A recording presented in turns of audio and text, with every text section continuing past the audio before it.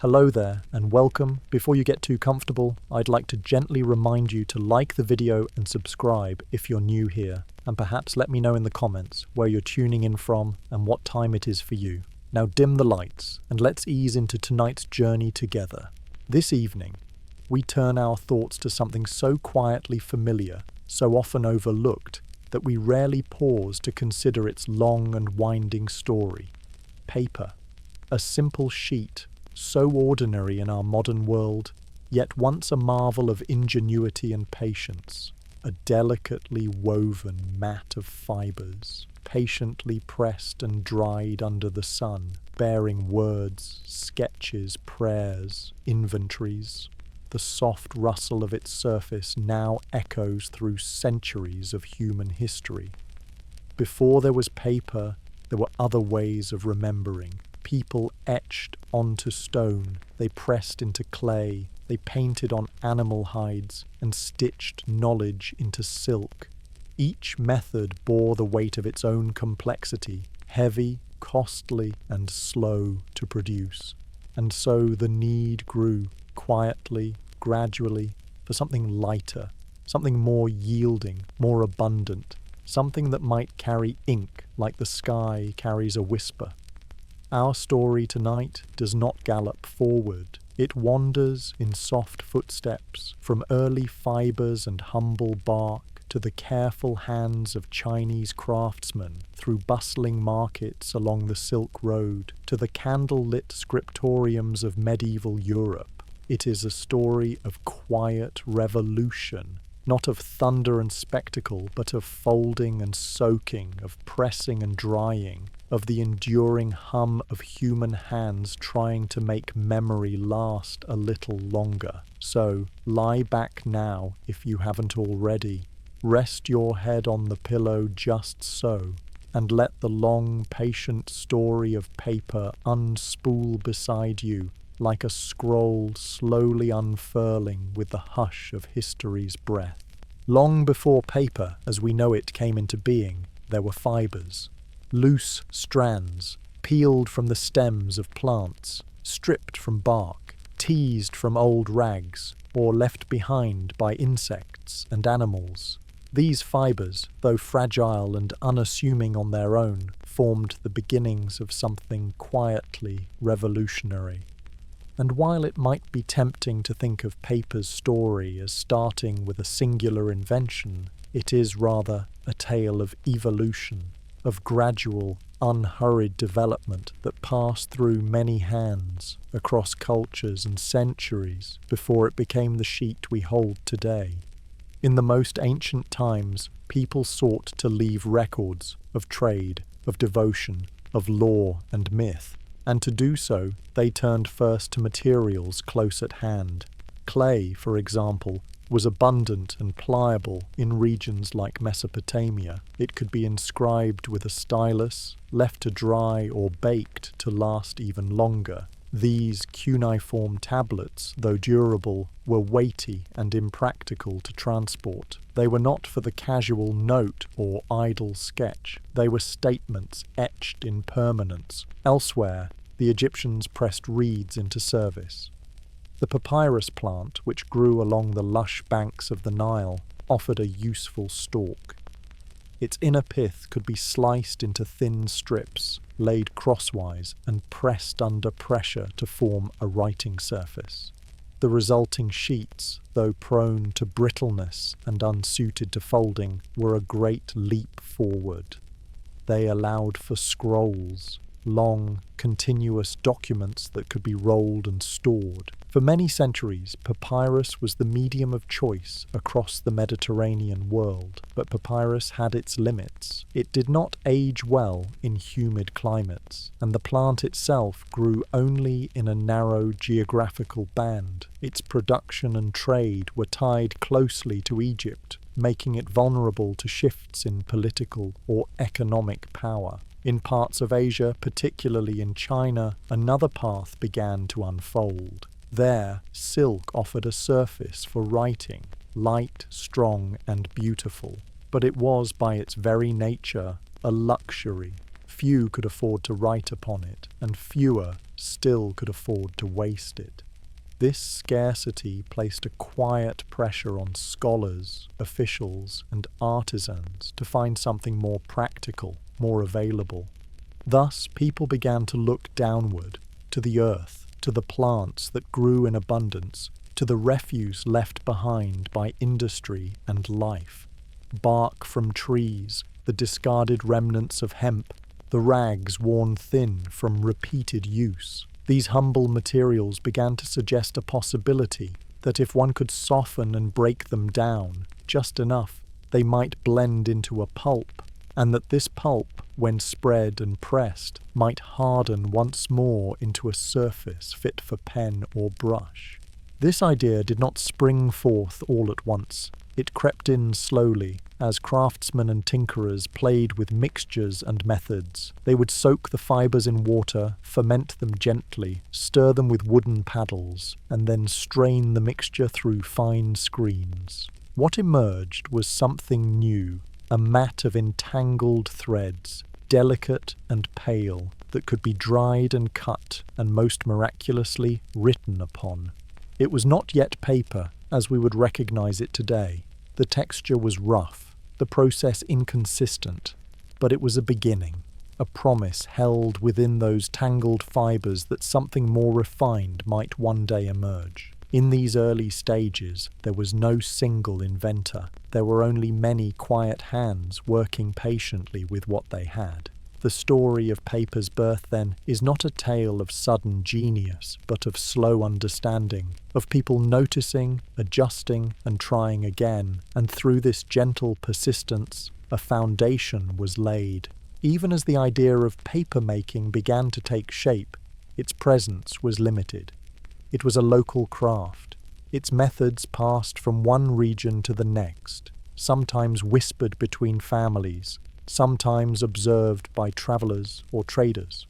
There was no rush, no grand unveiling, only the slow, rhythmic repetition of everyday tasks, soaking, stirring, straining, drying, a soft choreography of labour that gave rise in time to something quietly enduring. As the centuries turned, these rudimentary forms of paper would continue to evolve.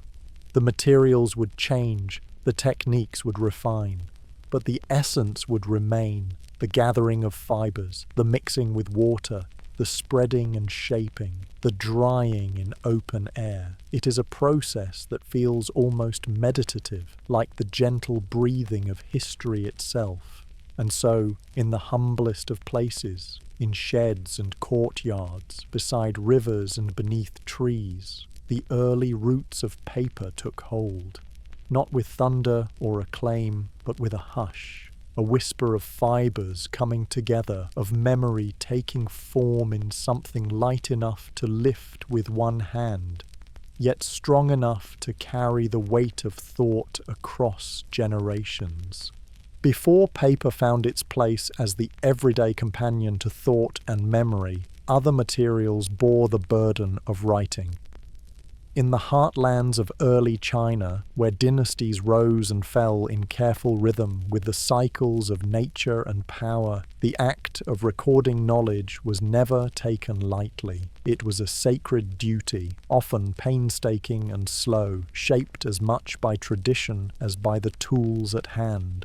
In these ancient times, long before Cai Lun's name would be gently murmured through the ages, writing found its home upon bamboo and silk. Bamboo, that tall and slender plant so abundant across the landscape, served as one of the earliest surfaces for the written word. Stalks were sliced into narrow strips, flat, rigid slats, often no wider than a man's finger and no longer than the span of his arm. These slats, once smoothed and prepared, became the canvas for brush and ink. Each piece of bamboo bore only a few characters. To write even a short passage required many slats, bound together with cords and sometimes rolled into scrolls. These bundles, dense and unwieldy, were heavy in the hand, and heavier still in the saddle or satchel. A full document might weigh as much as a bundle of firewood. And yet they were cherished, repositories of law, philosophy, ritual, and administration. In dusty archives and lacquered chests, the bamboo books of the early dynasties sat in quiet rows, each one a silent testament to labor and intent. Silk, by contrast, was something altogether different. Where bamboo was sturdy and resistant, silk was soft and yielding. Its smooth surface welcomed the brush, allowing the ink to flow in elegant strokes. Scholars prized it for its beauty and flexibility. Rolled scrolls of silk could be unfurled with ease, their contents revealed like a gentle unfolding of thought. But silk was costly. Its production demanded care, patience, and resources.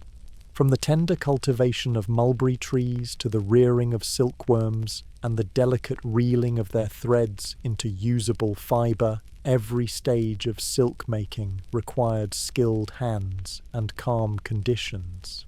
Even in a society where silk was deeply embedded, woven into garments, banners, and rituals, it remained a material of privilege.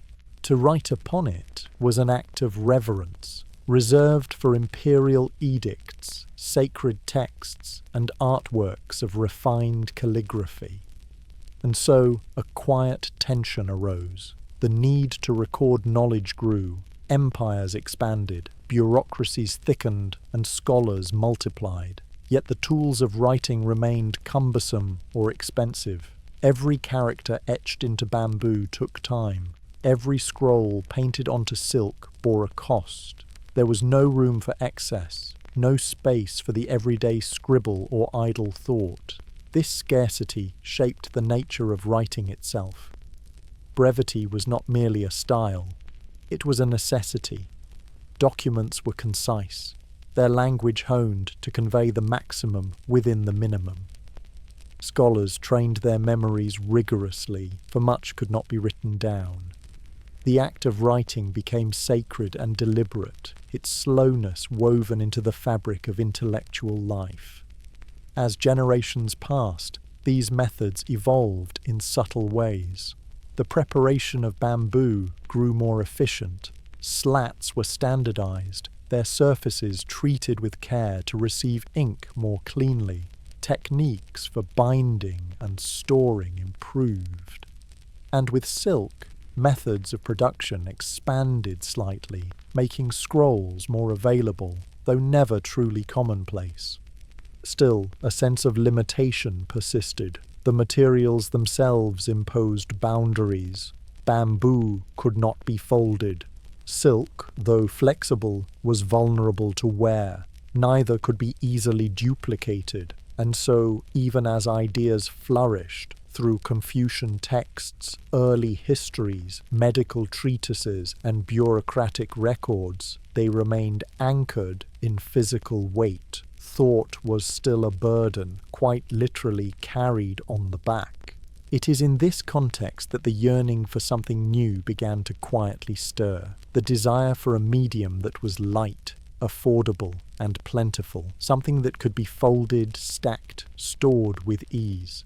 A surface that welcomed the brush, but did not exhaust the purse. Something that allowed for margin, for revision, for more than just the final word. The early Chinese inventors, curious, methodical, and observant, looked to what they had. They studied the fibres in their world, the soft pulps of tree bark, the worn threads of discarded cloth, the tangled remains of hemp and nettle.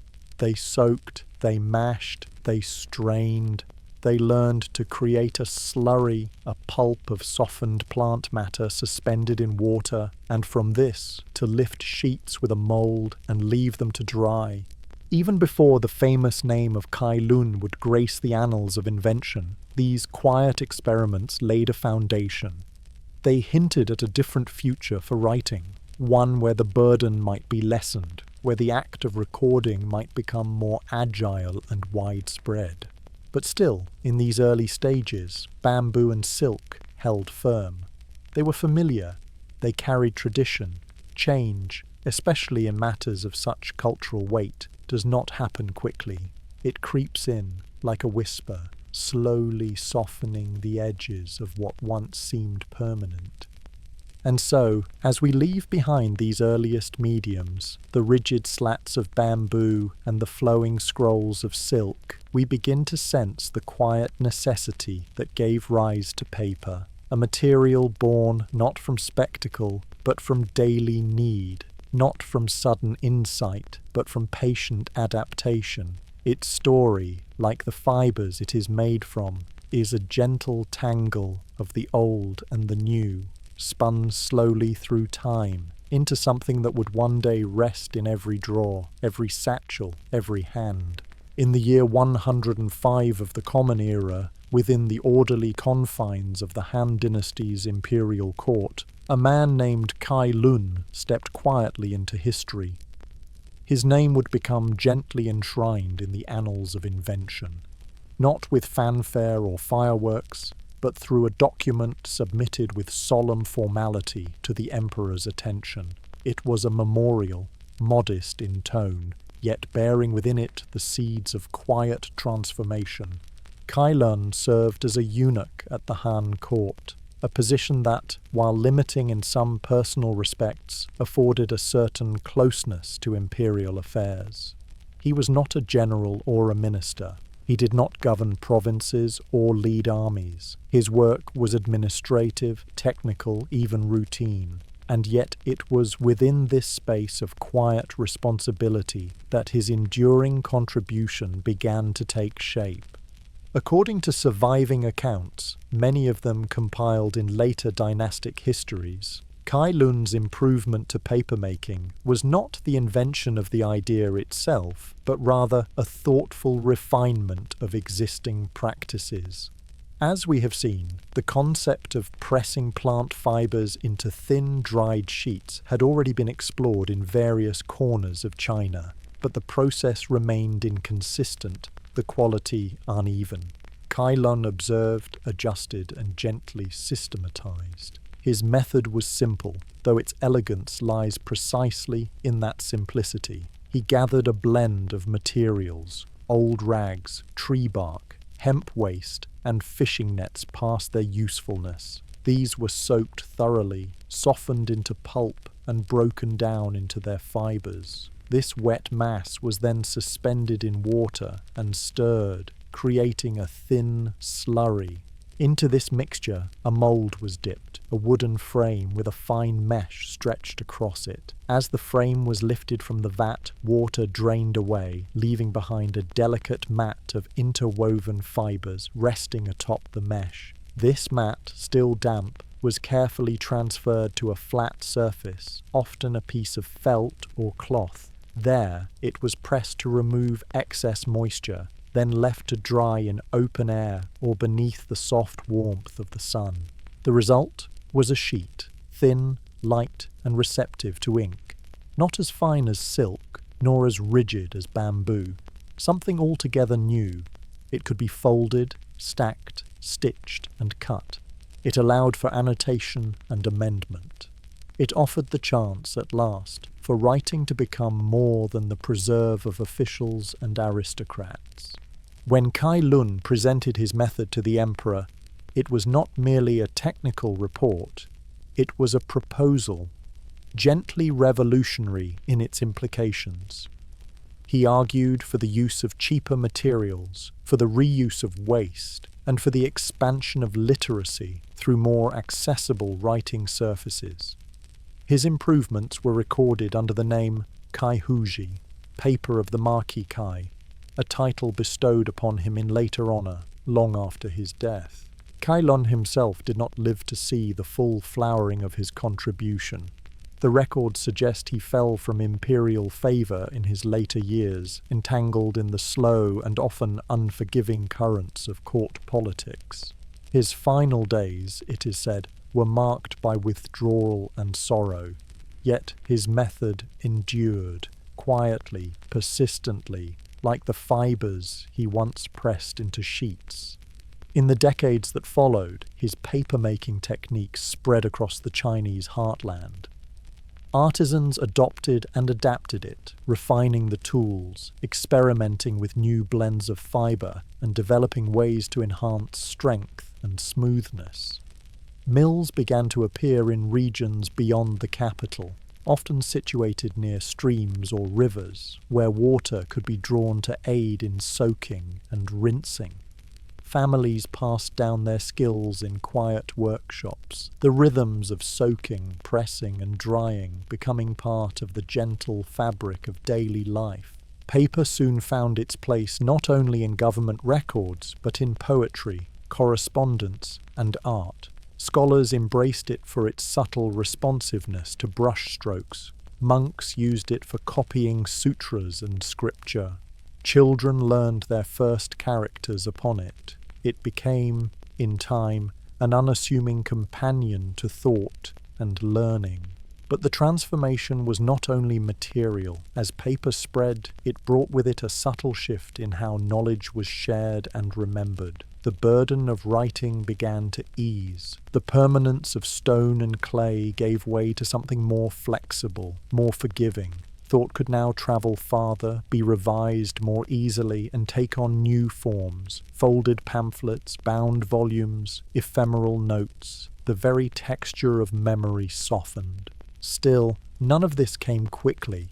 The expansion of papermaking across China took centuries, moving at the pace of caravans and conversations, of river barges and whispered instruction.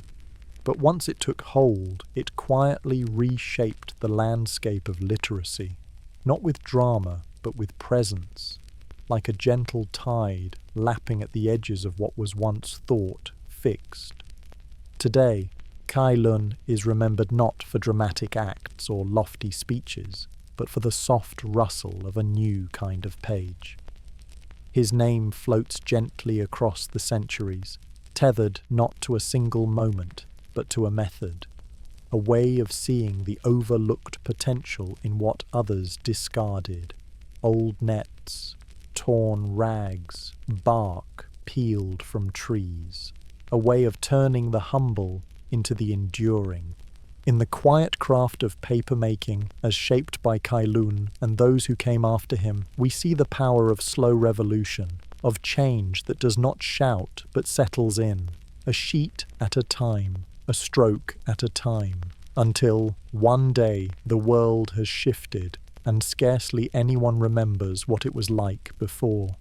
In the soft hours of the early morning, when mist clings to the leaves and the day begins with little more than a hush, the ancient papermakers would begin their work. It was not loud work, nor hurried. It unfolded with a quiet rhythm, in courtyards and beside streams, in shaded workshops where the air hung with the gentle scent of pulp and water. Theirs was a craft born not of grand ambition, but of patience, of learning how to coax softness from stubborn things. The materials they used were ordinary, drawn from the world around them.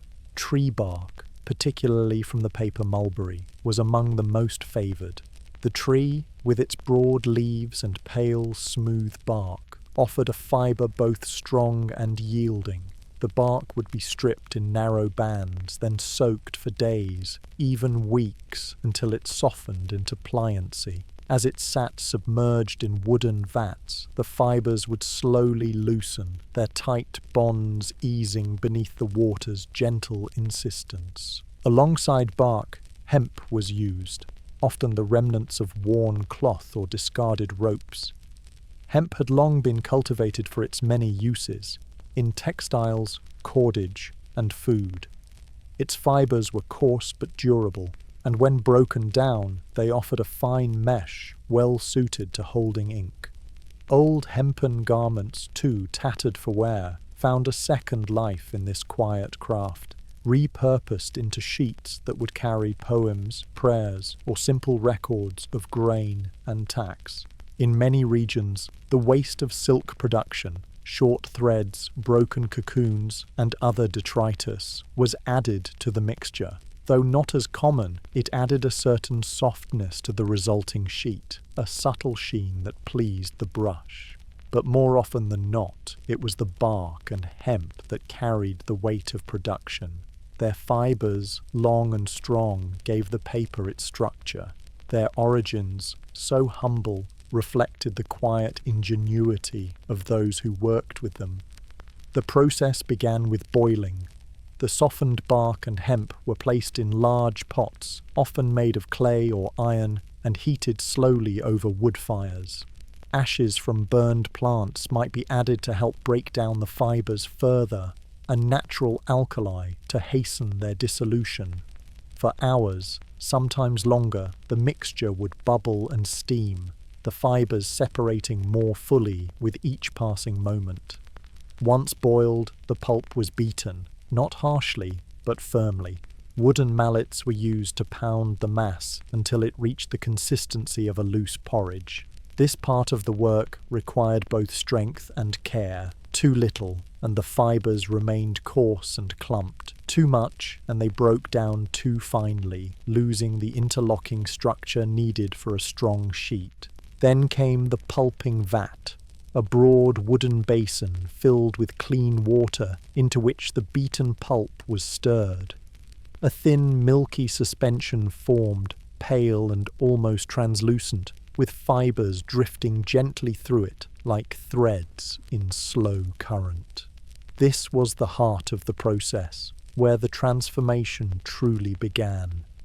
The papermaker would then take up the mould and decal, a wooden frame fitted with a fine mesh, often made from woven bamboo or stretched silk threads. With a steady hand, the mould was dipped into the vat, scooping up a shallow layer of the slurry. The frame was lifted and gently shaken side to side, back and forth, allowing the fibres to settle evenly across the surface. Water drained away through the mesh, leaving behind a delicate film of entangled fibre. Each sheet, still wet and fragile, was carefully placed onto a flat surface, often layered with cloth or felt. More sheets were laid one atop another, with fabric in between, forming a soft stack ready for pressing. Heavy stones or wooden boards were used to apply pressure, squeezing out excess moisture and helping the fibres bond. After pressing, the sheets were peeled away and hung or laid out to dry. In the warm sun or beside gentle fires, they hardened slowly, taking on the soft strength that made them so beloved. No two sheets were exactly alike. Variations in fibre, in thickness, in drying time gave each one a subtle character, a quiet individuality born of hand and weather. The finished paper was not yet ready for use. It needed smoothing, often by polishing with a rounded stone or rubbing with a hard surface. Some sheets were treated with a light coating, starch from rice or wheat, or even animal glue, to make them more receptive to ink. Once prepared, they were stacked, stored, and distributed, ready to serve in offices, temples, homes, and schools. This early paper, shaped from bark, hemp, and cast-off cloth, was not luxurious. It bore a roughness, a visible texture, and sometimes a faint scent of its past life, but it was strong. It held ink well. It folded without cracking. And, perhaps most importantly, it was within reach, not only for emperors and scribes, but for merchants, monks, and common folk alike. And in that quiet accessibility, something began to shift. Writing no longer had to wait for bamboo to be cut or silk to be spared. It could happen more freely, more often. Notes could be jotted. Letters could be exchanged. Poetry could blossom in the margins of daily life. The papermaker, working in his courtyard with hands stained and sleeves damp, may not have thought of this. He may have simply focused on his vat, his mould, his drying sheets. But in his work, repetitive, quiet, and steady, he was gently helping to reshape the very way knowledge moved through the world. And so, with bark peeled from trees, hemp drawn from fields, and fibres soaked into silence, the first true papers were born, not in glory, but in patience, not as invention, but as gentle accumulation. layer upon layer, sheet upon sheet, like memory itself unfolding across time. Once the delicate pulp had settled into shape, forming the soft and glistening beginning of a new sheet, the work of transformation was far from complete. In many ways, this next stage, quiet, unassuming, and easily overlooked, was the most time-bound of all. It relied not just on human effort, but on the slow rhythms of nature itself, for paper, once shaped and pressed, still needed to dry. Drying was an art in its own right, bound closely to the conditions of climate, season, and setting. A good sheet could be ruined by haste or by damp. Too much sun, and it might warp or grow brittle. Too little, and it would remain soft, susceptible to mould and decay. The paper makers, with their sleeves rolled and their eyes steady, had to read the weather as carefully as any farmer or fisherman. Most commonly, the sheets were laid out in open courtyards or hung from thin cords, supported by simple wooden frames or bamboo poles. Some rested flat upon smooth boards, weighted gently at the corners to prevent curling. Others were affixed to walls or upright panels, allowed to dry vertically so that air could move more freely around them. The method varied by region, by season, by tradition, but in all cases the aim was the same: to draw moisture out gradually, allowing the fibres to settle and bond without stress or strain. In warm, dry climates, the sun was both a friend and a caution. Its light and warmth could speed the drying, lending the paper a pleasing crispness and resilience, but it could also scorch, leaving yellow patches or uneven tones. Clouds offered protection, but too many, for too long, left the sheets vulnerable to mildew. And so the paper makers watched the sky closely, adjusting their process as needed, shading the frames with cloth, moving the boards beneath eaves, or shifting the sheets to more sheltered spaces when a sudden wind stirred dust across the courtyard. In some regions, particularly where rains were frequent or winters harsh, paper makers developed indoor drying methods. Simple structures with slatted windows and raised floors allowed air to circulate even in damp weather. Fires were sometimes lit beneath stone or brick platforms, creating a gentle warmth that rose through the drying area without disturbing the sheets above. These rooms, quiet and warm, became sanctuaries of patience, spaces where time itself seemed to slow, and where the scent of wet fibre, sun-warmed wood, and faint smoke filled the air. The tools used in this process were few and rarely changed. Wooden boards, smooth stones for polishing, soft brushes to remove dust or stray fibres, weights to hold corners flat, sticks or reeds for hanging. Over time, some paper makers introduced innovations, a mesh frame that could be disassembled more easily, or a press that applied even pressure across many sheets. But much remained as it had been for centuries. The craft did not lend itself easily to speed or mechanization. It was at heart a conversation between hand, fibre, water, and air. When the sheets were finally dry, they bore the subtle marks of their making. The faint pattern of the mesh could often be seen if held to the light, a quiet testimony to the screen that first caught their shape. Tiny flecks, remnants of bark, of hemp, of life, might be scattered across the surface. The edges were not always clean or straight, but the texture was pleasing, the weight light yet certain. These were not mass-produced objects. Each one carried the signature of its maker, not in ink, but in method. Before they could be used, the sheets often received a final treatment. Some were polished with a stone, gently rubbed to smooth the surface and reduce the spread of ink. Others were coated with a size, often made from rice starch, wheat paste, or animal glue, applied with a brush in thin layers and allowed to dry again. This size helped control how ink was absorbed, preventing it from feathering or bleeding. A well-sized sheet took ink beautifully, holding each stroke with clarity and poise. In this final stage, papermaking drew close to calligraphy and art. The needs of the brush shaped the preparation of the page. Different uses demanded different finishes. Government documents required durability. Religious texts asked for purity and evenness. Painting and poetry welcomed a certain absorbency, a slight softness that allowed ink to bloom with character. And so, the drying process, though quiet and often invisible to the untrained eye, became the bridge between raw material and finished medium. It was here, beneath sun and shadow, that the sheet became something more than fibre. It became a surface for thought, for memory, for expression. Children would grow up learning their first characters on these sheets. Scholars would trace the strokes of sages long past. Merchants would record their wares. Lovers might pen lines of verse, folded carefully and slipped into sleeves, each act made possible by the quiet labour of drying.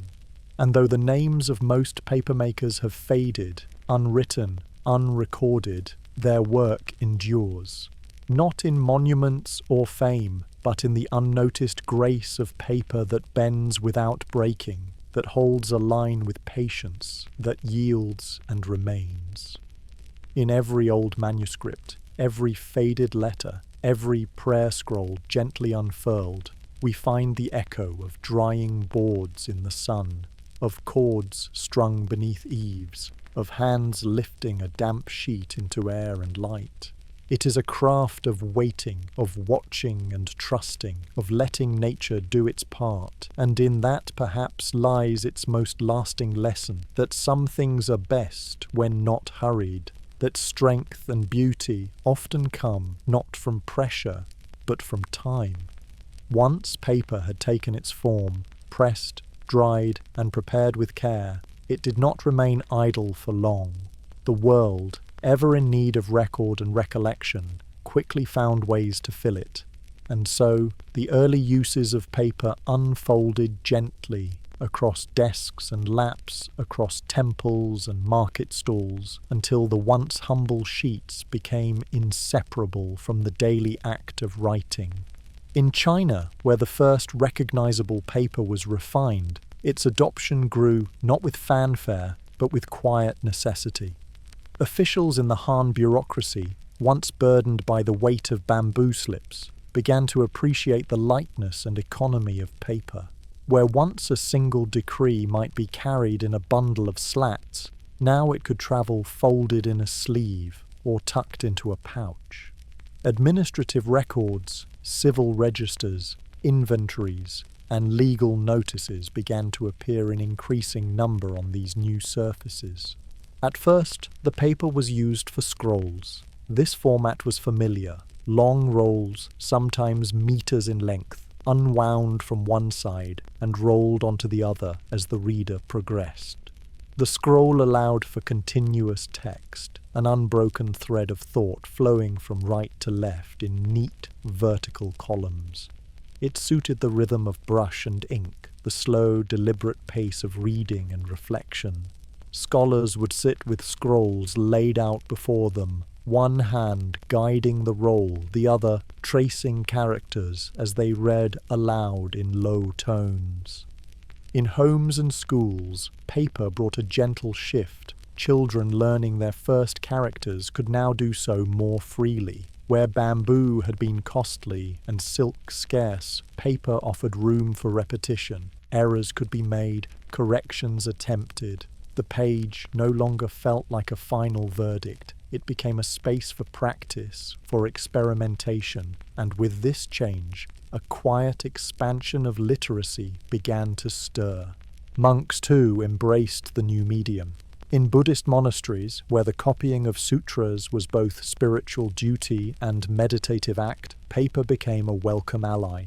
Its softness accepted ink with grace, and its lightness made even lengthy texts manageable. Scrolls of sacred scripture could be copied more swiftly, stored more compactly, and distributed with greater ease. As the teachings of the Buddha traveled, paper traveled with them, carried across mountains, through forests, into towns where new followers waited. Artisans and artists soon followed. Calligraphers found in paper a surface that responded to their touch. Each stroke, each curve of the brush appeared with clarity and subtle shading. Painters, too, discovered that paper could hold not only ink but colour, mineral pigments, soot, and washes of delicate tone. Landscapes bloomed across the page. Birds and flowers emerged in careful detail, and poetry, once confined to memory or formal inscription, began to flow freely across these sheets. Lines composed in the quiet of night, dashed off in moments of reflection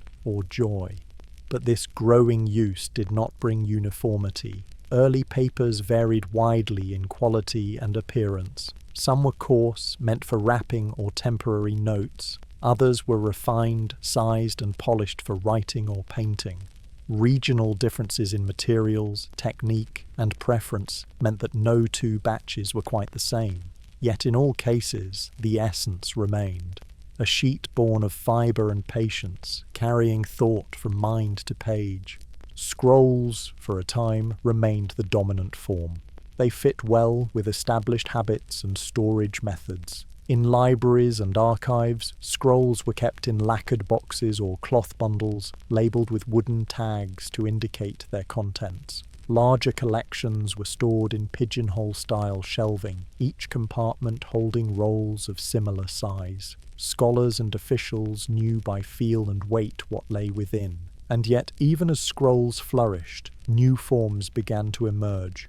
Some scribes began folding their scrolls into concertinas, zigzagging pages that could be opened flat or expanded in sequence. Others began stitching sheets together at one edge, creating a kind of proto-book.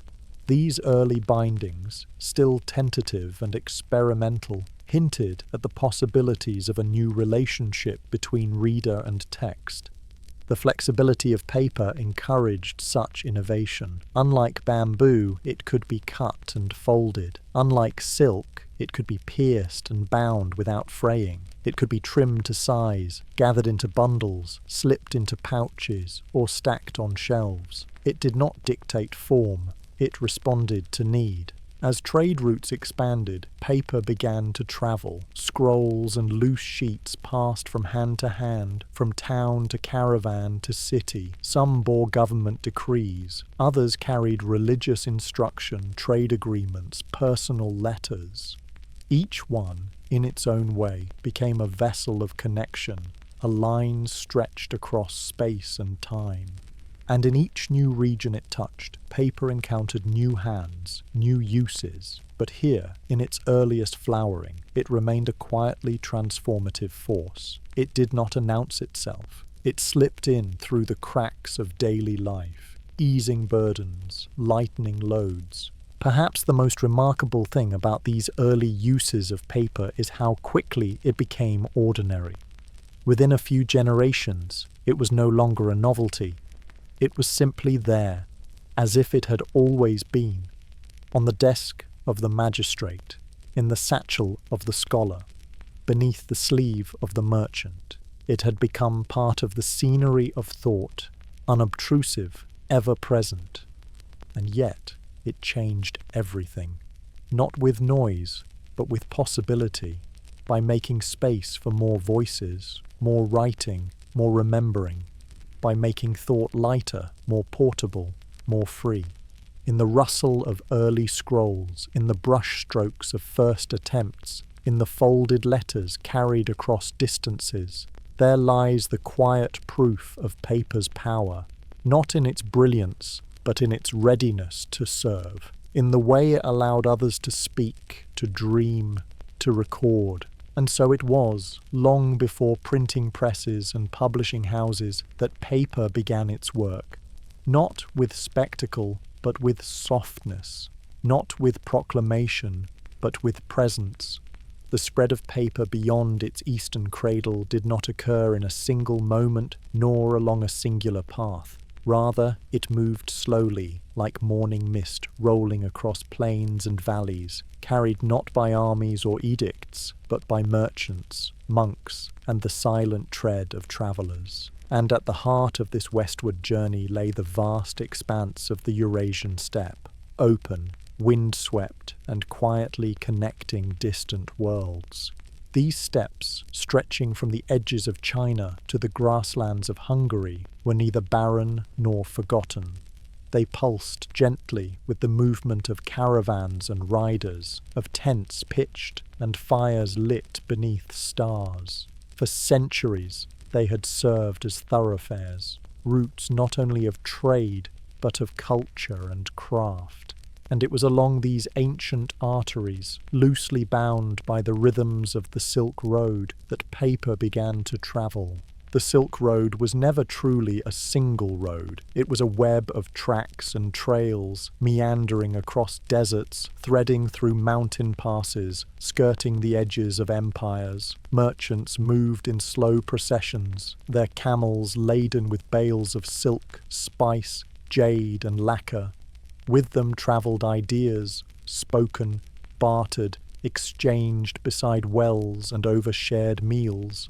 A sheet of paper, light and flexible, could slip easily into a pack, tucked among scrolls or wrapped around small goods.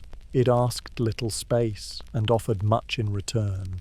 In the markets of Dunhuang and Turpan, paper met with a diversity of hands and tongues. Traders from Sogdiana, Persia and beyond mingled with Chinese scribes and local officials. Some took interest in the strange new writing surface, noting its texture and weight. Others watched as documents were unrolled and read aloud, characters brushed in delicate strokes, preserved on material lighter than any parchment they had known. Slowly, the use of paper began to trickle westward. At first, it moved quietly into the hands of Buddhist pilgrims, of itinerant scholars, of translators and interpreters who straddled many cultures. It passed through oasis towns, across mountain ranges, carried in packs that bore other treasures. In this way, paper spread not by conquest, but by curiosity, by the gentle pull of usefulness. One of the earliest significant waypoints in its journey was Samarkand. Nestled in the fertile Zeravshan Valley, this city had long served as a cultural crossroads, its markets rich with goods, its streets humming with many languages. By the early 8th century, Samarkand had become part of the expanding Arab world, a place where East met West not just in trade, but in the slow merging of practices. It was here, according to some historical accounts, that papermaking found new ground. Following the Battle of Talas in 751 CE, where forces of the Abbasid Caliphate clashed with the Tang Dynasty, legend holds that Chinese prisoners introduced the method of papermaking to their captors. Though the details are likely softened by time and retelling, the essence remains. The technique crossed a threshold, entering the Islamic world, where it would take on new forms and meanings. In Samarkand, local artisans began to adapt what they had learned. The materials shifted slightly. Linen and flax were added to the pulp, replacing some of the traditional Chinese fibres. The vats and moulds were built with local tools. The process remained slow and deliberate, but the output began to increase. Paper mills took root, drawing from the clear rivers and the steady demand of scribes and scholars. The paper produced here had its own character. It was thicker, often burnished for smoothness, and bore a subtly different tone, but it carried forward the same quiet promise, a surface ready to receive thought, one that could be folded, bound, and carried with ease. From Samarkand, it journeyed further west, borne on camelback and in merchant trains to Baghdad, Damascus, Cairo, and eventually to the shores of Europe. Throughout its travels, paper remained unassuming. It did not seek attention. It did not demand change. It simply offered itself, adaptable, reliable, quietly transformative. Wherever it went, it took on the imprint of its new home, absorbing local customs, tools, and materials. And with each step westward, it continued to ease the burdens of memory. It allowed for more writing, more reading, more copying. In time, it would become the foundation upon which libraries expanded, religions spread, and laws were recorded. But in these early stages, its journey was slow. It moved at the pace of conversation and caravan. It paused in towns, lingered in markets, waited patiently in saddlebags. There is something deeply human in this mode of travel. Not a march, but a meander. Not a conquest, but a quiet settling in. Paper did not replace other media overnight. Parchment, bark, and cloth remained in use for many generations, but paper offered something different, a gentle generosity, a flexibility that allowed it to find a place in nearly every corner it touched. In the murmured prayers written by wandering dervishes, in the careful records of shopkeepers in Bukhara, in the copied verses of Persian poets, paper began to make its presence known, always in the background, always steady, always ready. And so, across the endless steppe, beneath skies vast and unbroken, the sheets moved quietly westward. Not borne by kings, but by those who stitched the world together in softer ways. Merchants, scribes, pilgrims, and wanderers. People who understood that the most enduring things are not always the loudest, that sometimes it is the paper under the hand, the line on the page, the folded note in a pouch that carries the heart of a civilization. Nestled between the desert sands and the snow-tipped peaks of Central Asia, Samarkand lay like a quiet gem in the dust, timeless, resilient, and alive with the hush of commerce and prayer. For centuries it had been a place of meeting, where silks from China mingled with spices from India, and voices from across the known world rose in gentle chorus within its markets and caravanserais. Here, in this soft convergence of East and West, the art of papermaking found fertile ground and a patient, deliberate renaissance. It was in the 8th century, following the oft-cited Battle of Talas, that the craft of papermaking began to be practiced more fully in Samarkand. The accounts, passed down with a certain reverence, tell of captured artisans, skilled in the Chinese method, who, rather than fading into anonymity, quietly seeded their knowledge into the soil of their new home. Whether taken by force or welcomed by need, their contribution would settle gently, becoming part of the city's quiet rhythm. Papermaking in Samarkand was shaped by its landscape. Water, so vital to the process, flowed in abundance from the Zeravshan River. The region's flora offered fibres, flax, hemp, and the remnants of cotton cloth. Unlike their eastern counterparts, who often used bark and mulberry, the artisans of Samarkand adapted to what they had. Old rags, cast-off textiles and plant fibres were soaked in large vats, the water warmed by the sun or by fire in colder months. The pounding of the pulp, too, took on a new tone. Some used stone mortars, others fashioned wooden hammers, slowly evolving the process through trial, error, and quiet repetition. The result was paper of notable character, thicker than Chinese sheets, often speckled with the faint traces of its fibre origins, and sometimes burnished to a fine sheen with smooth stones or shells. The polishing process, meticulous and slow, left the sheets soft and reflective, ideal for ink and pleasing to both hand and eye. This finish became something of a hallmark and would echo through later Islamic paper traditions.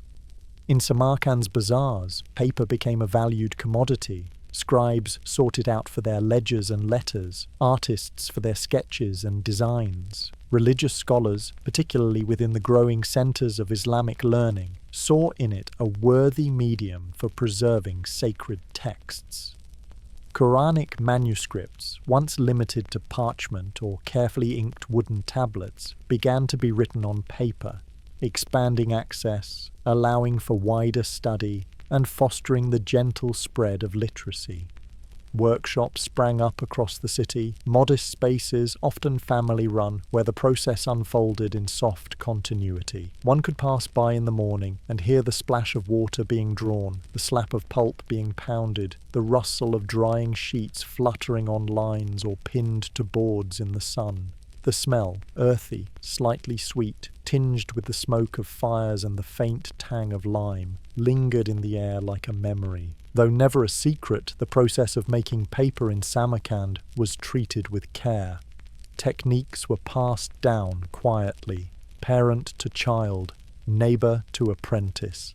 Small variations gave rise to subtle schools of style. Some favoured coarser fibres, others refined the pulp more finely. Some preferred sun-drying, others relied on covered spaces, shaded from the region's searing midday heat. And as merchants continued to pass through Samarkand, drawn by its strategic position and quiet hospitality, they carried its paper with them, folded into documents, wrapped around goods, tucked into satchels. Over time, the city's reputation for papermaking began to grow. Buyers in Baghdad, Damascus, and beyond came to seek it, valuing not just the sheets themselves, but the reliability and beauty they offered. In this way, Samarkand did not merely adopt papermaking, it transmitted it. It became a gentle conduit where Eastern practice met Western need. The techniques developed here travelled onwards, carried by craftsmen, scholars, and wandering souls. In time, new mills would be founded further west, in Baghdad, in Cairo, in Fez, each bearing, in some quiet way, the imprint of Samarkand's steady hand. But within Samarkand itself, the craft never became industrial. It remained slow, intimate, rooted in a kind of patient pride. Even as the city grew and changed, even as new rulers and religions passed through its gates, the papermakers continued their work in much the same way, with wooden moulds dipped into calm vats, with fibres teased and stirred until they yielded, with sheets hung out in the sun like lines of thought, drying gently into readiness. And so, in the folds of this city, among its tiled domes and shaded courtyards, the art of transmission was quietly mastered, not through spectacle, but through practice, not with proclamation, but with presence. Samarkand became not just a place where paper was made, but where paper was shaped into something enduring, a trusted companion to learning, a quiet keeper of memory. There is a stillness in such work, a calm that seeps into the very grain of the sheets themselves. One can imagine, even now, running a hand across a piece of Samarkand paper, feeling the faint texture of the fibres, the warmth of the sun that dried it, the careful burnish of the maker's stone. It does not shout its origin, it simply is. And that, perhaps, is the most faithful reflection of the city that birthed it. A place of convergence, not conflict, of continuity, not conquest, a city that did not seize knowledge, but received it, held it, passed it on, gently, to the next hand. As paper continued its westward journey, it arrived, at last, in a city that seemed destined to receive it, Baghdad.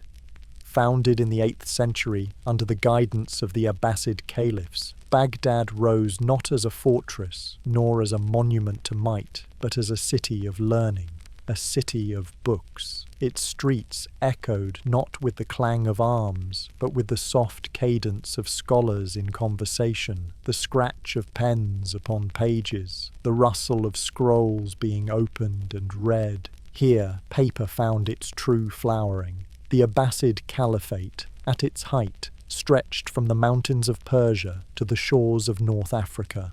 Within this vast and varied realm, Baghdad emerged as its intellectual heart. The House of Wisdom, Beit al-Hikmah, stood at its centre. A library, a translation bureau, and a scholarly academy all in one, it was a haven for thinkers of every stripe. Mathematicians, physicians, astronomers, linguists. Greek texts were translated into Arabic, Indian treatises studied with reverence, Persian poetry written anew. But none of this could have happened so freely, so expansively, without paper. In the decades following its introduction through Samarkand, papermaking in Baghdad began in earnest. Mills were constructed along the banks of the Tigris, their wheels turned gently by water drawn from the river's slow current. Workshops, at first modest, grew in size and sophistication. Craftsmen from the East, some Persian, some Turkic, others perhaps from Samarkand itself, shared their knowledge with local artisans. Together, they refined the method, adjusting to the fibres most readily available, linen, flax, and hemp, often salvaged from worn garments and discarded cloth. The process remained familiar. Rags were gathered and sorted, then soaked for days in stone basins or wooden troughs. They were boiled with alkaline substances, potash or lime, until they softened into pliable pulp. This was then beaten, either by hand or with simple hammers, into a fine suspension. Moulds were dipped, lifted, and drained. Sheets were pressed between layers of felt, dried, and finally polished with smooth stones or glass to prepare them for ink. What emerged was not simply a product, but a medium of transformation. Paper in Baghdad became an engine of learning, a quiet revolution that changed the texture of knowledge itself. It was cheaper than parchment, more abundant than papyrus. It allowed for more copying, more writing, more access. The great works of Plato, Aristotle, Galen, and Ptolemy, all translated, all transcribed, passed into wider hands because paper made it possible.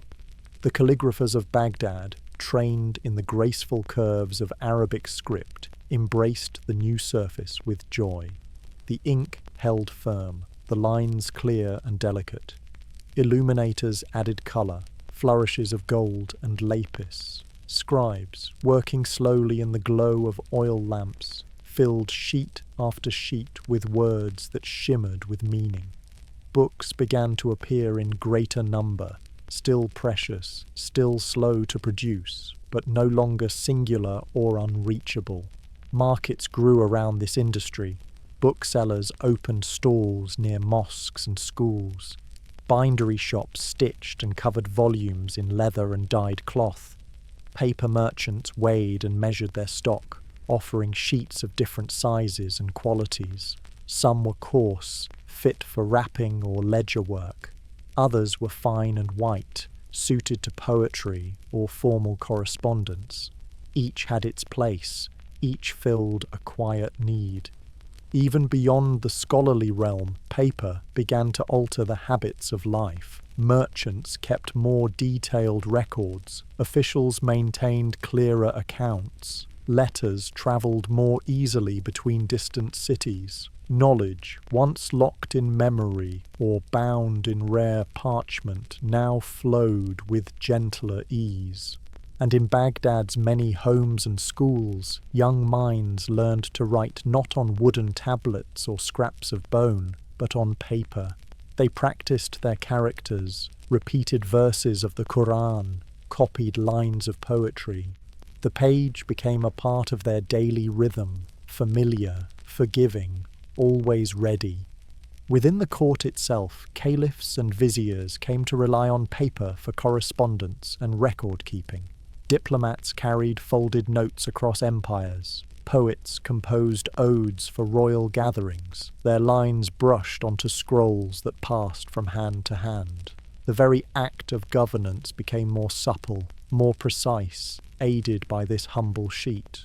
What is striking, even now, is how quietly this transformation occurred. There was no grand proclamation, no single moment of adoption. Paper simply arrived, settled in, and remained. It did not need to proclaim its worth.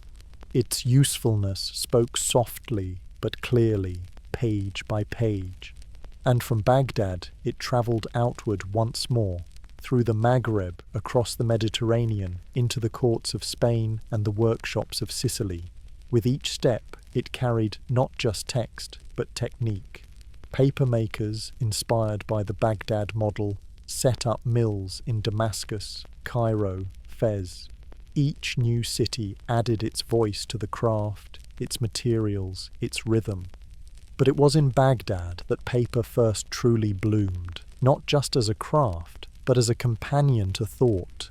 In the quiet corners of the House of Wisdom, in the stalls of the souk, in the hands of the scribe and the schoolchild, it became more than material. It became memory, transmission, connection. And so, the mills along the Tigris kept turning.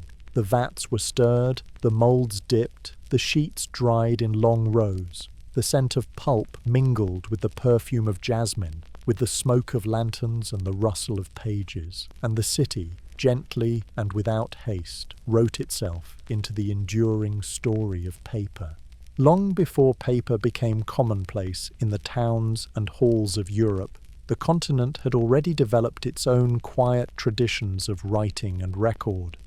In the cool, shaded interiors of monasteries, where time seemed to move more slowly, manuscripts were copied and preserved by the careful hands of monks. Their tools were humble, quills trimmed from goose feathers, inks made from oak galls and soot, and their writing surfaces most often of parchment, carefully scraped and prepared from the hides of sheep or calf.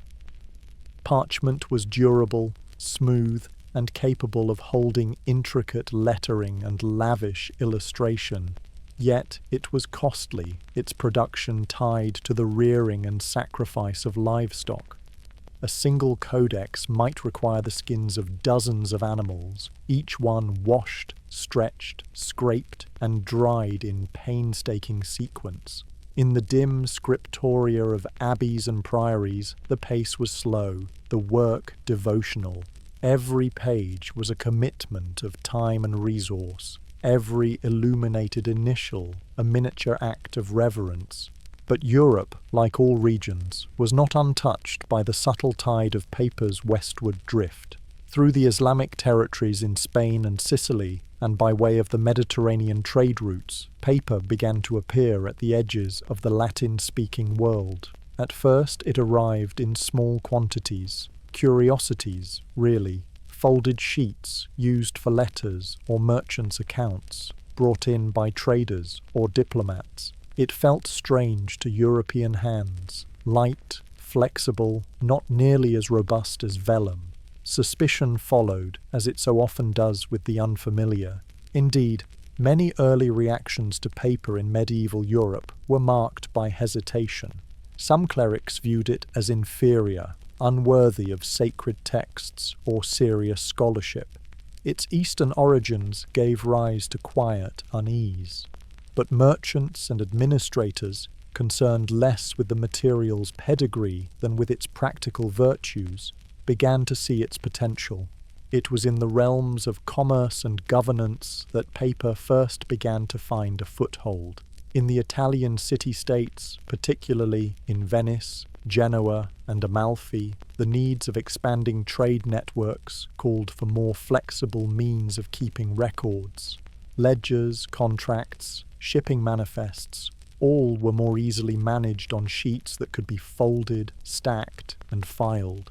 Parchment was too stiff, too costly, too slow. Paper, by contrast, welcomed annotation. It accepted correction. It bent without complaint. As city governments grew more complex and as commerce became more entangled, the demands of paperwork multiplied. Paper, with its quiet adaptability, answered those demands. Still, it was the monastic scribes who held the cultural and intellectual authority, and for them the transition was gradual. Some abbeys remained loyal to parchment, preserving the older ways not just out of habit, but from a sense of sacred duty. But others began to experiment, a few sheets of paper tucked into a codex, a draft of a sermon, or a homily jotted onto a spare sheet. The writing felt familiar, even if the surface did not. By the 12th and 13th centuries, European paper mills had begun to appear, particularly in regions influenced by earlier Islamic rule. In Spain, the town of Játiva, under Muslim control at the time, was one of the first known centres of paper making in Europe. Its mills, drawing upon the skills and knowledge brought by North African artisans, produced sheets that soon entered broader circulation. From Spain, the craft moved northward, across the Pyrenees into France, eastward into the Italian peninsula. By the late 13th century, the Italian town of Fabriano had emerged as a new hub of paper making.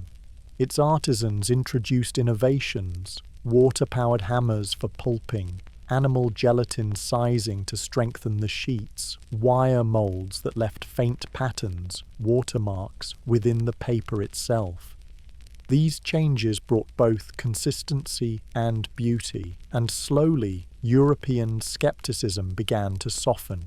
Even the church, ever cautious, began to yield. While sacred texts continued to be copied on parchment for some time, other uses, commentaries, sermons, scholastic writings, were increasingly committed to paper, and with the rise of the universities, from Bologna to Paris to Oxford, the demand for writing material surged. Students needed pages for lecture notes, scholars required space for marginalia, for glosses and disputations. In this context, paper offered a gentle liberation. It made writing more accessible, more frequent. It allowed for imperfection, for revision. It invited learning to become not just an act of preservation, but of exploration. Back within the monasteries, the scriptoria adapted. Some continued with parchment for the most solemn works, while using paper for more practical matters. Inventories, letters, receipts, all began to take form upon sheets pulled from newly local mills.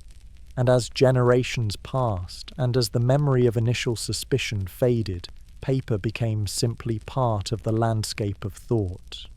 The sound of its rustle, softer than parchment but no less sure, became familiar.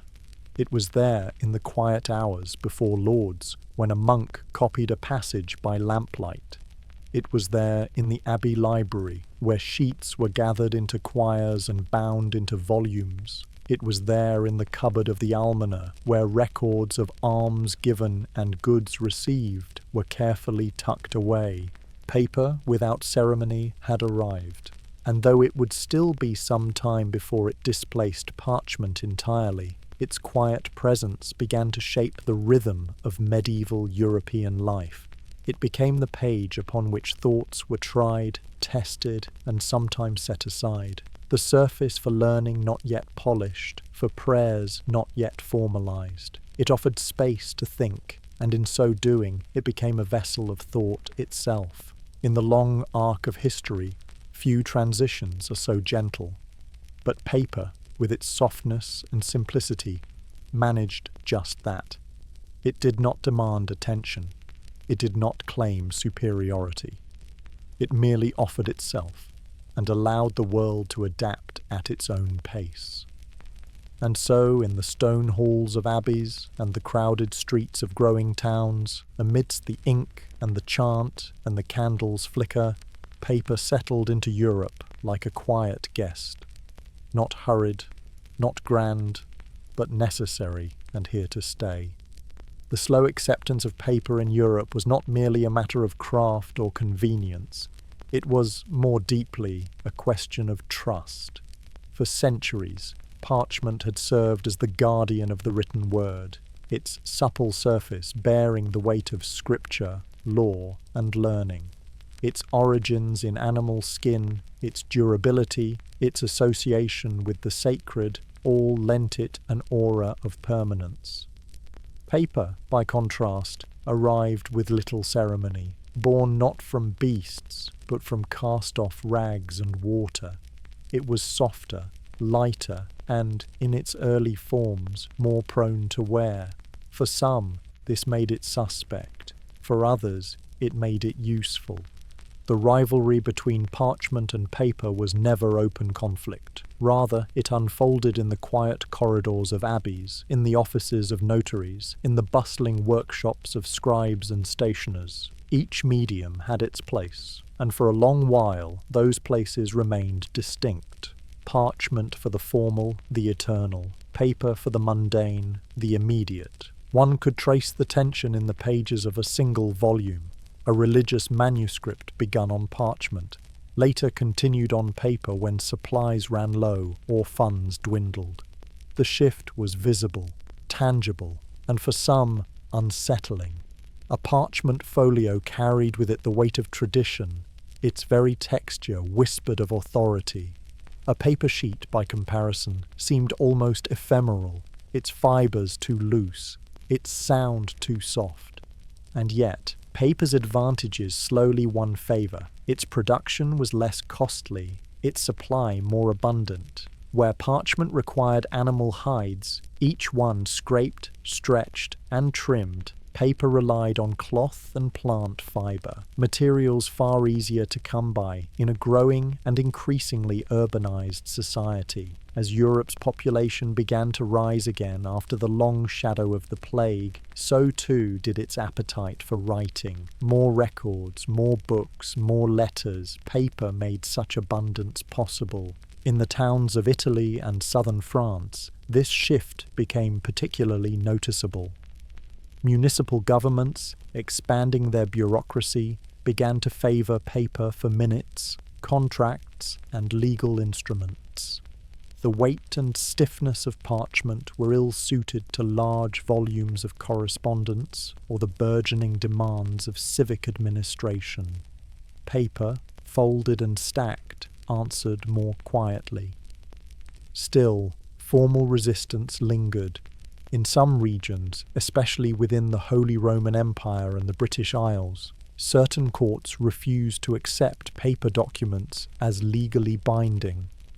Parchment's durability was prized, and its presence in legal proceedings considered a safeguard against forgery and decay. Laws were passed mandating that official records be kept on parchment, a requirement that persisted well into the early modern period. Even within universities, where paper had gained ground among students and teachers, the most important treatises and texts continued to be copied onto parchment.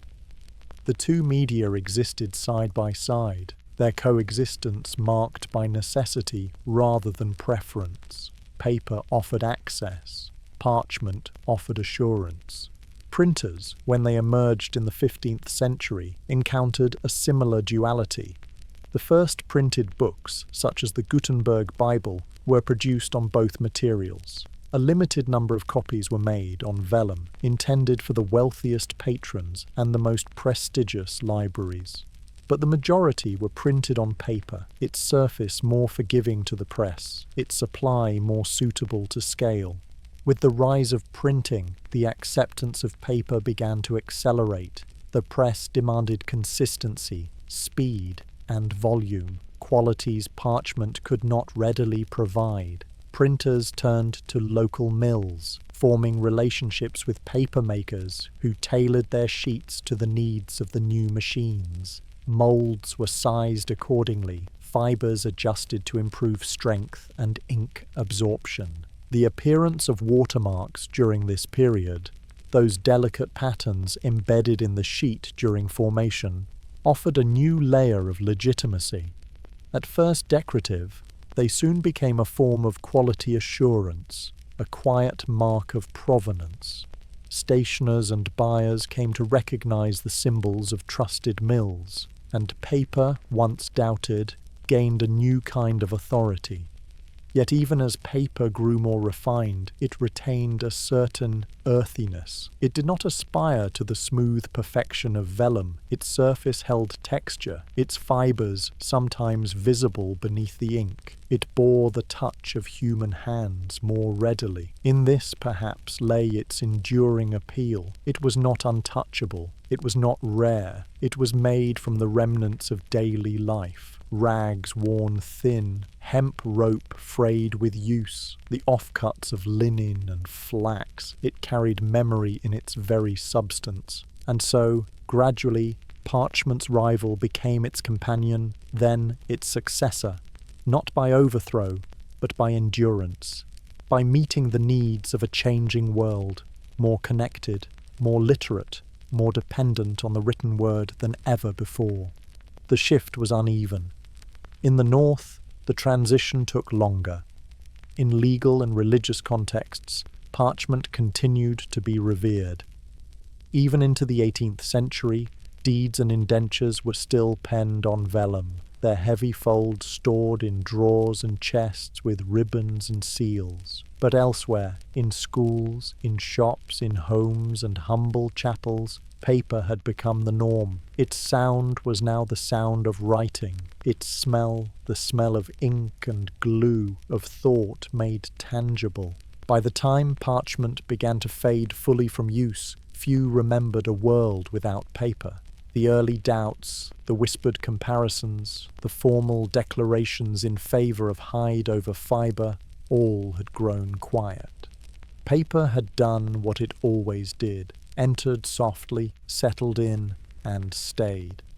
And even now, when new technologies threaten to erase the page entirely, there remains something quietly profound in the simple presence of paper, its rustle, its grain, its quiet receptiveness, a medium born not of luxury, but of need, not of conquest, but of care.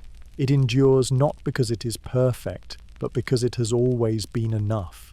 Tucked into the gentle folds of central Italy, along the slow curve of the river Giano, lies the town of Fabriano, a place not loudly celebrated in the annals of empire or war, yet one whose quiet influence can be felt in nearly every notebook, journal, and printed page the world has known.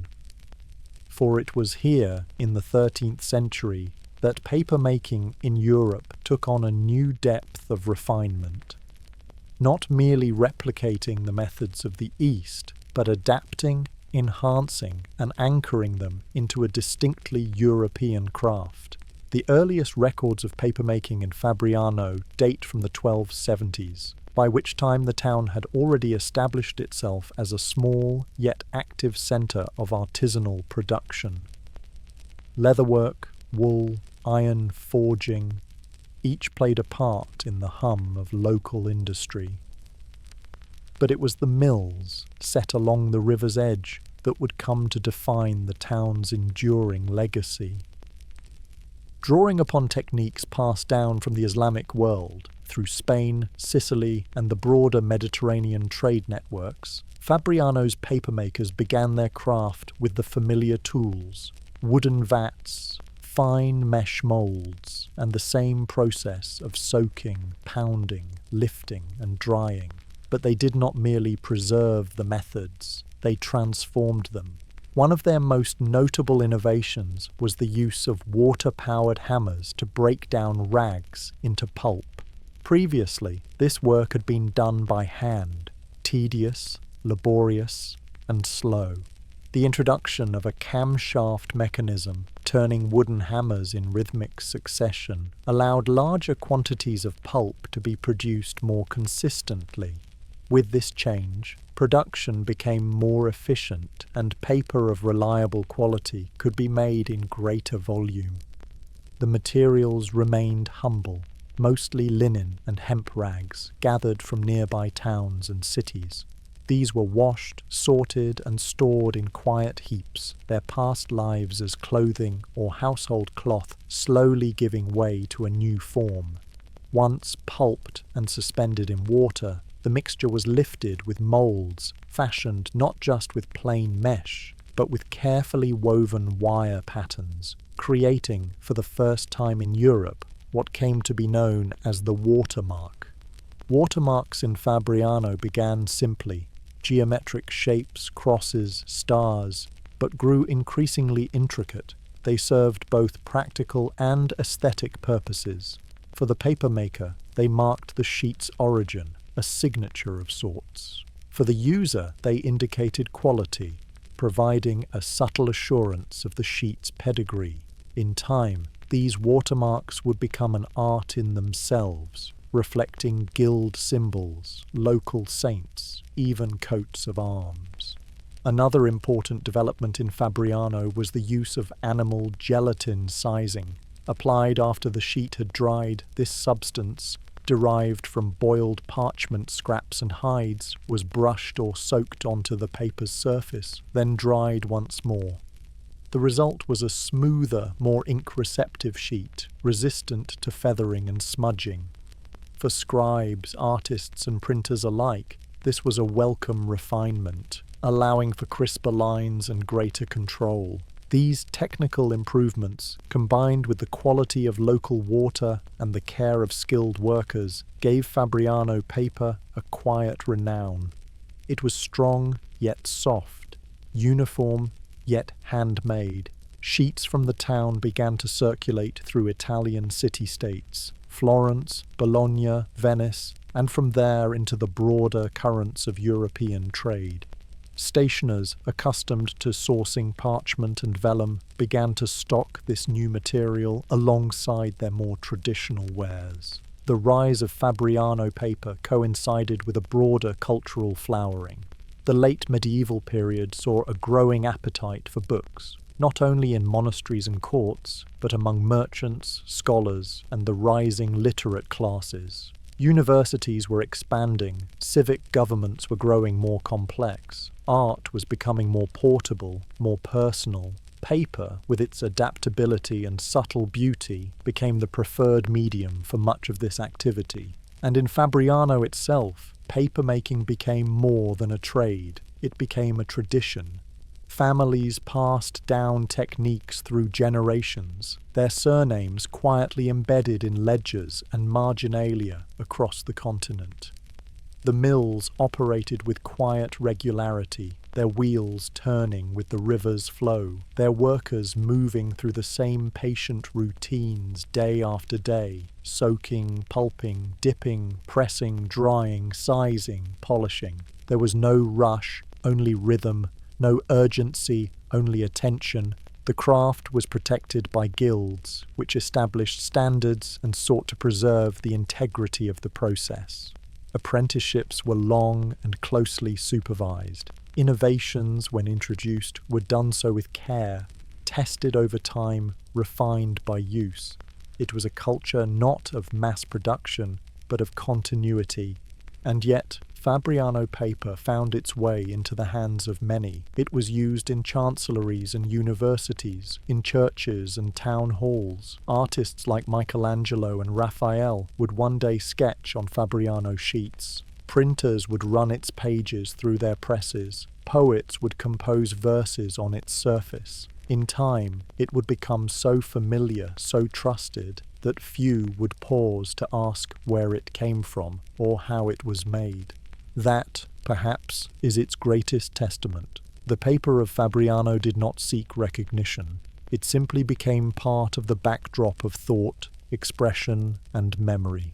Even today, the mills of Fabriano continue to operate, modernized in many respects, but still bearing the marks of their origin.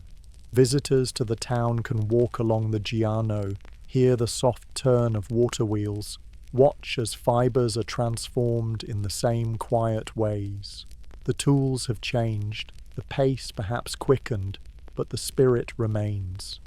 It is the spirit of patience, of care, of gentle transformation, of taking the discarded and making it into something new, of preserving thought not with grandeur but with grace.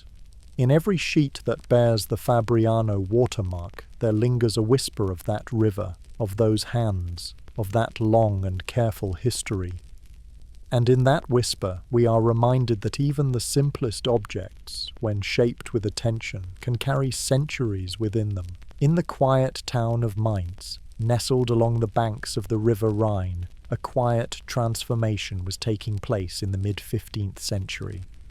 It did not involve the rise of an army or the fall of a kingdom, but rather the careful arrangement of small, leaden letters, the measured turning of a screw, the pressing of paper onto ink. Johannes Gutenberg, working in modest obscurity, was refining a method that would alter the rhythm of knowledge itself. And at the heart of that method, beneath the type, beneath the ink, lay the gentle promise of paper. Gutenberg's great contribution, of course, was the invention of movable type, a system of individual letters cast in metal, arranged into lines, fixed into forms, and inked for pressing.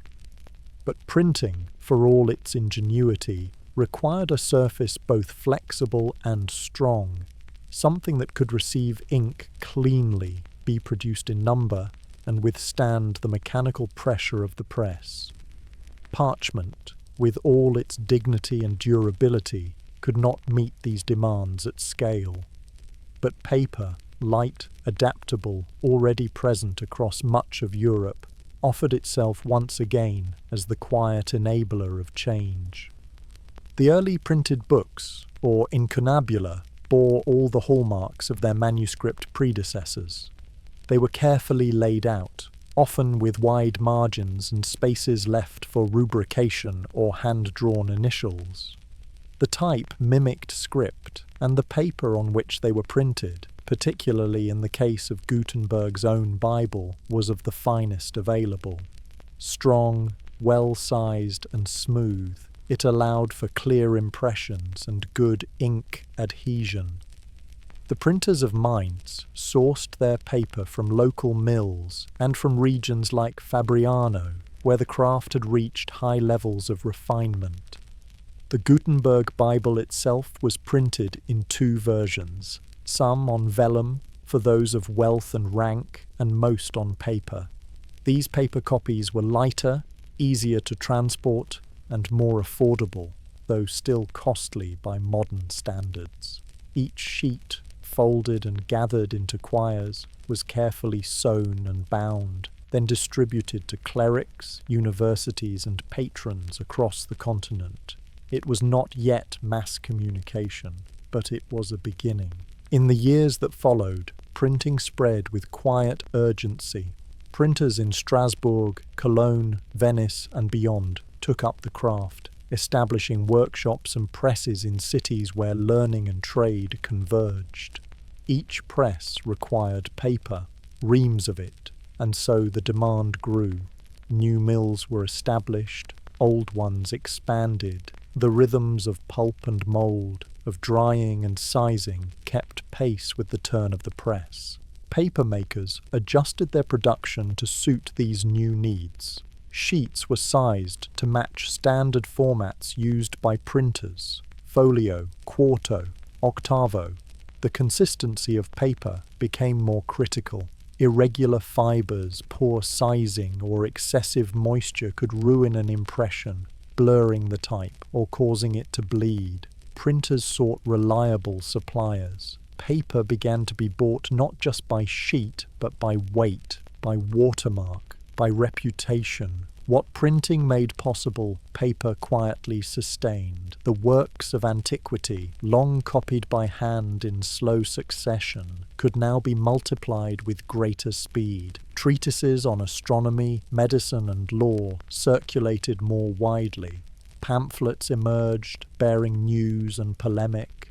Religious texts, once restricted to the monasteries and courts, became more accessible. Martin Luther's tracts, printed in the early 16th century, spread across Germany and beyond, borne on humble sheets that folded easily into pockets and saddlebags. The Reformation, the scientific revolution, the rise of vernacular literature, each was shaped in part by the printed page, and behind every printed page stood a sheet of paper pulled from a mould, dried in air, sized with care, and pressed into service.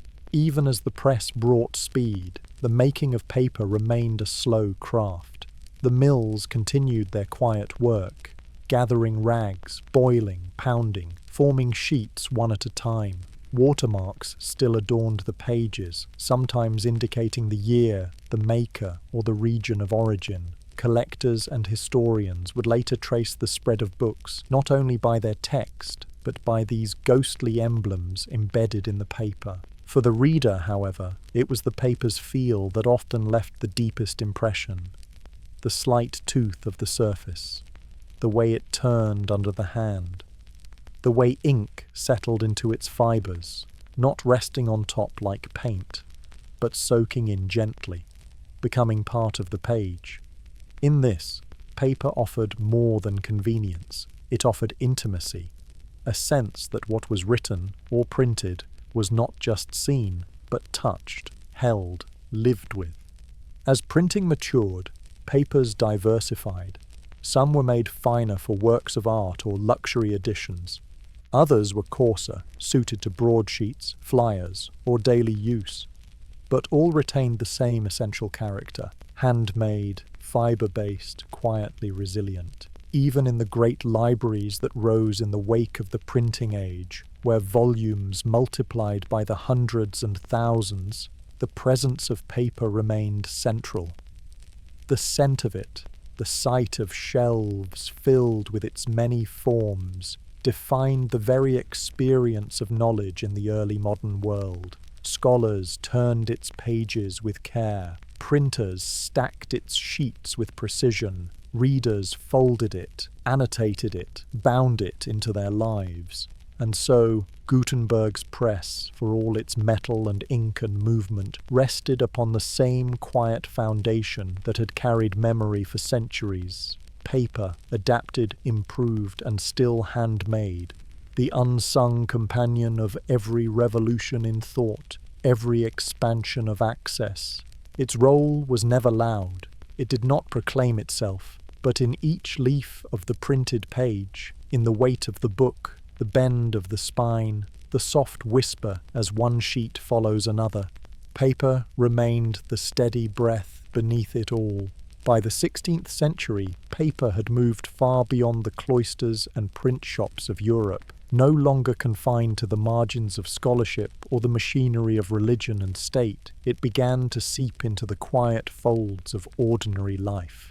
It did so gently, without assertion, becoming first useful, then familiar, and finally almost invisible, woven into the very routines of daily existence. In the market towns and rural hamlets of France, the Low Countries, and England, paper became part of commerce. Shopkeepers scrawled prices and tallies upon small scraps, tucking them under lids or into ledgers. Bakers noted orders, butchers kept accounts, millers tracked grain. The sheets used were seldom pristine, often coarse, often reused, but they served their purpose. They captured what needed to be remembered, at least for a while. In homes, too, paper found a place. Children learned their letters on reused broadsides. Young scribes practiced their scripts on folded scraps, while older hands penned recipes, prayers, or lists of goods to be purchased. Letters began to pass more freely between relatives, folded into neat squares and sealed with wax or a smear of paste. The act of correspondence became less an event, more a rhythm, a way of keeping close what distance had gently loosened. Paper was increasingly used for wrapping too, protecting spices and seeds, softening the edges of breakables, separating layers in storage. Apothecaries dispensed powders in twisted cones of old printed sheets. Merchants wrapped bolts of cloth in reams of rough paper, their names inked in looping hands along the edge. It became a material not only of permanence, but of transition, a thing used in passage, in packing, in preparing. Notaries and clerks embraced it fully. In growing towns where bureaucracy swelled with every charter and ordinance, paper became the very fabric of governance. Court proceedings, tax records, birth and marriage registries, all were written on paper, filed in drawers, bound in thick, plain covers. It was not elegant, but it was reliable, a medium that bore the press of seals and signatures without protest. And then quietly came the notebook, not the printed volume, but the simple bound collection of blank or lined pages sold for a modest fee, ready to hold whatever was needed. For the student, it was a tool for copying lectures and composing essays. For the clerk, a means to keep ledgers and logs. For the curious mind, a vessel for musings, calculations, or the beginnings of something more. Its presence on desks and in satchels signalled a gentle shift, that the act of writing was no longer reserved, but regular, no longer rare, but routine. Artists found new companions in paper as well. Sketchbooks, once precious, became more accessible. A scene glimpsed from a window, a gesture quickly captured, a pattern forming in the mind, all could be caught on a page. Some sheets bore delicate drawings, others idle doodles or marginalia. The paper did not mind. It accepted each mark with equal readiness. The rise of printed ephemera, pamphlets, handbills, calendars and almanacs further embedded paper in the life of the common citizen. News, once shared by word of mouth, began to appear on sheets pasted to walls or passed hand to hand. Events were announced, laws proclaimed, grievances aired. Some pages were read and discarded. Others were tucked into drawers, reused as writing paper or kept for kindling. In wealthier homes, paper found a place in art and leisure. Playing cards were printed and coloured by hand. Paper dolls, cut from sheets and dressed in elaborate costumes, delighted children and adults alike. Decorative paper, marbled, embossed or hand-painted, adorned walls, boxes and book covers. It became, in these forms, something more than functional, something to be enjoyed. Still, paper remained largely handmade. Each sheet pulled from the vat, pressed and dried with care. Its price had fallen, but it was not free. Rags were still the primary source of fibre, and their supply depended on a complex network of collection, sorting, and trade. In many towns, rag pickers wandered the streets, gathering discarded cloth and selling it by weight to the mills. Their work was unglamorous, yet essential, feeding the quiet hunger of the paper vats. The mills themselves retained a rhythm all their own. Water wheels turned steadily, powering hammers and pulpers.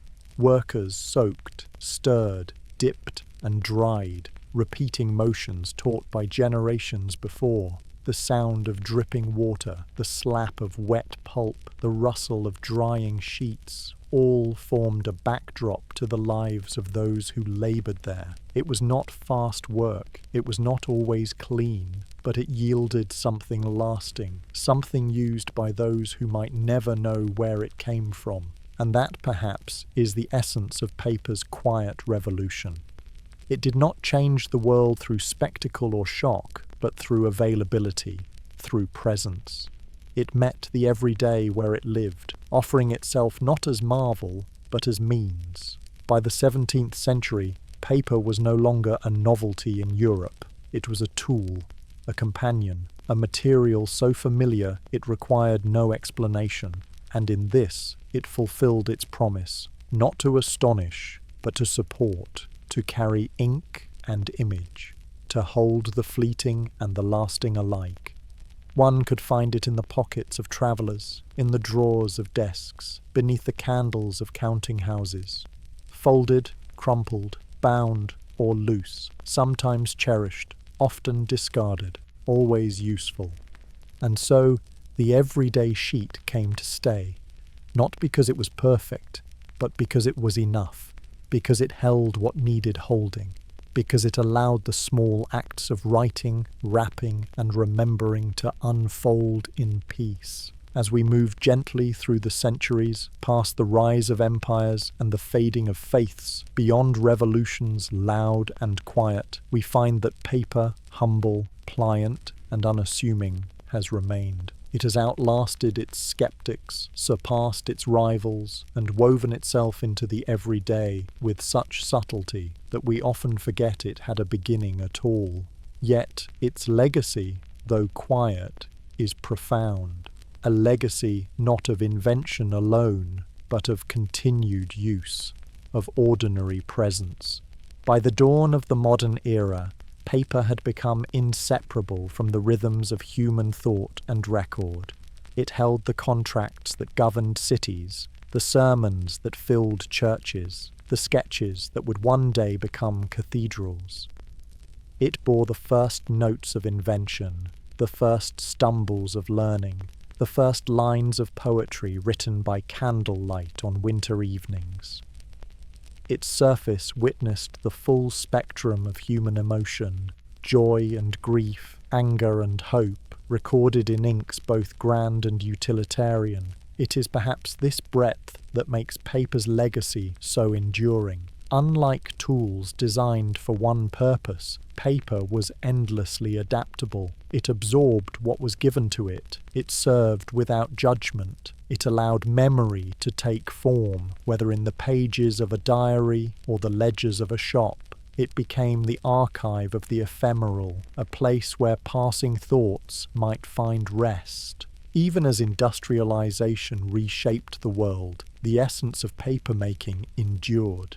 Machines began to replace hand and vat, and production scaled to meet the demands of growing populations and expanding print cultures. Wood pulp slowly replaced rags. Great rolls of paper flowed from machines like rivers of thought waiting to be inscribed, but the fundamentals remained. Fibres suspended in water, spread and dried, turned into something ready to bear witness.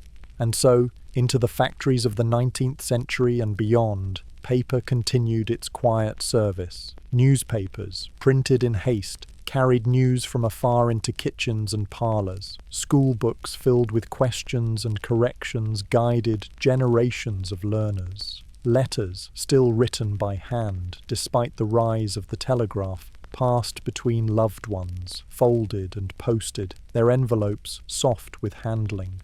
Even as the 20th century advanced, bringing with it the spectres of radio and cinema, of screens and pixels, paper did not retreat. It remained steady, like a low flame in the hearth, always available. The forms changed: magazines, instruction manuals, train timetables, ration books, ballots, but the presence endured. Through war and peace, paper held the line. In the quiet of the library, it continued to carry the voices of the past.